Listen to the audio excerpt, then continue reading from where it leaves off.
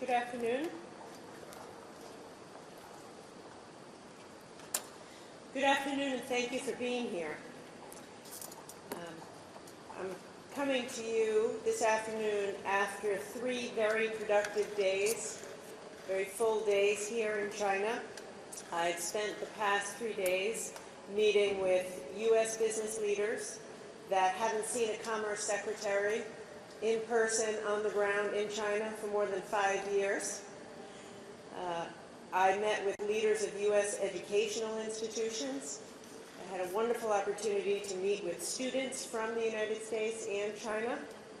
I visited iconic American companies like Boeing and had a wonderful tour of Disney here in Shanghai. And of course, I met with my counterparts from the PRC government. All of the meetings were productive, I'm happy to report. In the meetings, we had candid, open conversations, constructive conversations. I was able to explain U.S. policies and our approach to China, and I was able to hear from them and listen to them. The meetings weren't perfunctory, weren't just reading from talking points. Often they were more than 2 hours or more than an hour with the premier. A real exchange, candid, to discuss issues. I was clear about what the U.S. strategy is and what it isn't. What it is we are investing in America. We are investing in our people, our infrastructure, our manufacturing, and our industries, because that makes us stronger, and our economy is very strong because of it. What it is not is decoupling or looking to hold back the Chinese economy. The U.S.-Chinese economic relationship is large, vibrant, and dynamic, and that benefits both of our countries and economies, and that benefits the world. Now, I want to also be clear, I didn't pull any punches. Anyone who knows me knows I'm very direct, and that's how I conducted myself in these meetings. I explained very clearly that as a Commerce Secretary, it's my job to both protect what we must, to protect our technology, and to promote where we can. And I explained that it is possible to do both and to do both at the same time. What it means is that when it comes to matters of national security, there's no negotiation. There is no room to negotiate when it comes to protecting Americans' national security, including protecting emerging technology. But at the same time, there's business we can do, and there's business to be done. In Shanghai, there's over 1,000 Starbucks stores. We just came from Disney. It was vibrant. It was also beautiful to see the smiles on the faces of all the children who were there. Disney here is bringing high standards of accessibility and sustainability to the Chinese market. I visited NYU's campus. I saw the benefits of American students and Chinese students learning side by side, challenging one another, and having open dialogue and discussion. That's all the business we should be doing. All of that people-to-people exchange and business we need to be encouraging. Having said that, promotion, in my case, also means advocating for U.S. businesses and U.S. workers and advocating for a level playing field. I raised the tough issues. I raised the tough issues like subsidies, like China's non-market practices, like raids on U.S. firms, like intellectual property theft. U.S. businesses want to do business here, but they need to have a predictable regulatory environment. I don't want to return to the days of dialogue for dialogue's sake. That being said, nothing good comes from shutting down communication. What comes from lack of communication is misassessment, miscalculation, and increased risk. Nothing good comes from decoupling. It doesn't serve our economic goals, and it doesn't serve our national security goals. So as a result, as a deliverable from this visit, we created new channels of communication that will allow us to raise and hopefully resolve issues that undermine U.S. workers and U.S. businesses. For example, we established the Commercial Issues Working Group. We launched an Export Control Enforcement Information Exchange. We announced the 14th China-U.S. Tourism Leadership Summit. And we agreed that technical experts from China and from the U.S. would convene to strengthen protections for trade secrets. This trip was an excellent start. It was an excellent beginning. But I am very realistic about the challenges that remain. And I do not expect that a few productive conversations, a few good days here, even the launching of new working groups will in and of themselves solve our problems or reduce our tensions. But they are an important beginning. And now the work begins with these new working groups and information exchanges to increase clarity, increase transparency, increase channels of communication that I hope will lead to action, which will make the playing field more level and allow American businesses and workers the opportunity to compete in a fair and predictable business environment. So I'm ready to get to work. I'll go home and follow up on these meetings, and I hope the next few months we will start to see some results and see whether we can make progress on the issues that were raised. Thank you, Secretary. We are now going to take a couple questions. We will start with Associated Press's Joe McDonald. And Joe, I heard a rumor that today is your last day. You're nearing retirement? Joe. Tomorrow's my last. Yes, then starting Friday, I don't have to wear socks. Thanks for taking the time to talk to us. You mentioned that you've started this export information exchange group. You said they would meet, actually would meet this week. Can you tell us, what can you tell us about this? Who met? What were the major topics they talked about? Were there any, what did the Chinese side say and the American side say? Were there any agreements or any other outcomes from this meeting? And then what are you going to do next? Thank you. So thank you for a great career and for covering the news, and we wish you all the best in your next phase, whatever comes next for you. So the first meeting happened yesterday. Assistant Secretary Matt Axelrod is here. He'll be running that line of work for the Commerce Department. The meeting went as expected. It went as expected. It was an open dialogue. The purpose of the information exchange is to increase transparency, to be clear about how we expect end-use checks to happen and to be enabled, and the purpose is to reduce misunderstanding. We were able to clarify in the first meeting that we are not targeting China. We're targeting certain behavior.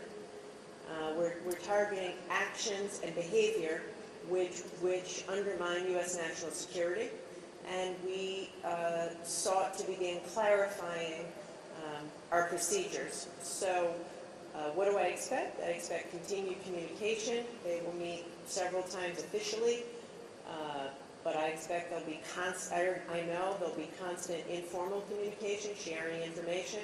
Overall, the goal is to increase transparency with respect to export control enforcement and to increase communication, which, as you said before, reduces misassessment, miscalculation, and unnecessary tension. Look, the reality is this. This is an area that we're not always going to agree. I mean, we may not agree very often. It will continue to be the area of the most disagreement, but communication can only help. Thank you. Next, we'll go to Mackenzie Hawkins from Bloomberg. Thanks so much, Secretary, for taking the time to answer our questions. You've spoken a lot on this trip about increasing risk facing U.S. business here. IP issues, subsidies, the anti-espionage law. That business, as I've told you, is making China increasingly uninvestable. And I assume that the commercial dialogue is meant to address those concerns, but do you feel that you've reached any concrete agreements with the Chinese to improve the situation now, and in particular on behalf of the companies whose issues you raised, such as Intel, Micron, and Boeing? Yeah, thank you. So I had no expectation that on my first visit here and my first meeting with Chinese officials that we would suddenly resolve specific issues, some of which have been happening for more than a decade. So no, but I think that it would have been unrealistic to think that we would do that. What I did accomplish is that I was able to lay it on the line directly, concisely, in some detail with respect to the challenges that U.S. industry and workers are facing. And I want to be clear about what I said. There is appetite among U.S. business to continue to do business here. The market is enormous. But it has, and these are companies that have operated here for decades, and these are companies that operate in very challenging environments all over the world. But the environment has to be predictable, there has to be a level playing field, there has to be due process, there has to be transparency. And so my point was, U.S. business needs to see some action taken to address these issues. Otherwise, they will deem it as just too risky and, as I said, uninvestable. So we were able to talk, and also, U.S. business, especially the ones that have been operating here for a long time, they are used to traditional challenges of IP theft, market access, dealing with subsidies and state-owned enterprises. But it's becoming, in some ways, even tougher. Raids on U.S. businesses, the counter-espionage law, which I've referenced a few times, issues around data localization, issues around local content requirements and preferences for locally owned companies and Chinese-owned companies. So my point was, we want a dynamic trade relationship, but we want one that serves American workers and businesses and that's in our interest. And in order for that to happen, there have to be some changes, because U.S. business, in many cases, patience is wearing thin, and it's time for action to make it a more predictable, reliable, less arbitrary business climate. Thank you. Next, we'll go to Jiang Wei from Taiji. Thank you. I was wondering, what is the most important consensus you have reached, and what is the most difficult issue you have raised during this trip? And also, economic and trade relations has been regarded as the ballast of China-US relations. At this difficult time for China-US relations, what kind of role can commercial exchanges play? Thank you. Thank you. I do think that our commercial relationship can be somewhat of a ballast for the overall relationship.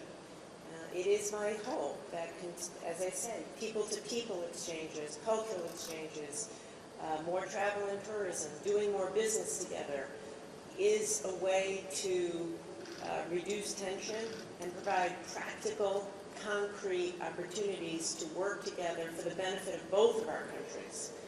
I feel the same about working together to solve global challenges like climate, like setting out safe rules as it relates to artificial intelligence. The greatest thing accomplished is, on both sides, is a commitment to communicate more. Prior to my visit, I spoke with over 100 U.S. CEOs of companies of all sizes in every industry, and they're begging for more interaction, more transparency, a formal venue to have their issues heard and addressed. And so we've delivered on that. I came to deliver on that, and we've done that. We're going past just generalized commitments to talk. We've opened clear working groups and information exchanges, an opportunity to put the toughest issues on the table and try over time to resolve them. And so I'm leaving with some optimism that we will have that dialogue and get to the business of solving problems one step at a time, right? One step at a time, one issue at a time, one business issue at a time. But I think we clarified where some of the issues are, and now we do the work of trying to solve them. Thank you. And next, Anna Swanson from New York Times. Hi, thank you so much. Did you bring up a case of Visa and MasterCard in your meetings? And if so, what did you talk about? And then there's a long history of commercial dialogues with the Chinese that were criticized as not producing very much. Is there anything that makes you think this time is different? Yeah, great questions. I did bring up Visa and MasterCard.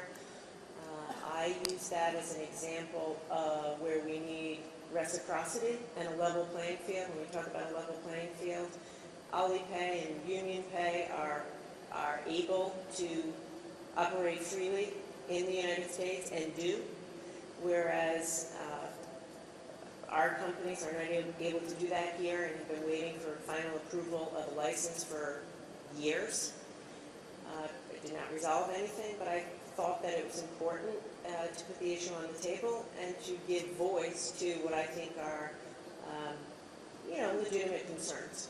And I did feel heard, so I hope that that helps. Why will this be different? We have to make it different. The U.S.-Chinese relationship is too consequential. We can't drift to a place of greater conflict. It's not good for the U.S., it's not good for China, it's not good for the world. So we have to commit ourselves to take some action. And we can't allow ourselves to devolve into a cynical place.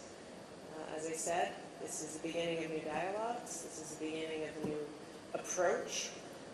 There's a strong appetite among U.S. business to make this work. The President wants to make this work. As it's said time and time again, we have no interest to hold China back. So I think in some cases, interests are, we always have to operate in our interest. We're never going to do anything that's against U.S. economic or national security interests, but there's a lot of productive work to be done here that is in our interest, and I'm confident we'll be able to do it. Thank you, Secretary, and thank you everyone for joining us today. My apologies, but we need to go catch a flight. Shepardson had his hand up the whole time. Okay, Shep. Hey, thank you very much. One super quick question at the top that my editors and others are asking. Is investable I or A, and uninvestable? I gave you a chance to ask that. That's not my real question. Do you have a thought on that or not? I have no thought on Okay. that. All right. Can I ask you to respond to the defense that China made that its system is opening up and moving toward more market-oriented practices? And you're obviously a former venture capitalist. You're well acquainted with business operations. What would you tell American businesses today? Should they invest in China? Do you personally find China uninvestable today for American companies? So I'm not in the business of telling American companies how to run their business. I'm in the business of trying to level the playing field for them so they can make their decisions. As I said in my meetings, some of the recent moves that the Chinese government is making are positive. The 24-point plan that the State Council put out, I met today with the Shanghai Party secretary who talks about a hotline for businesses to call into if they have business issues. But we have to see the situation on the ground match the rhetoric. So all I can tell you is what I hear from U.S. business on the ground.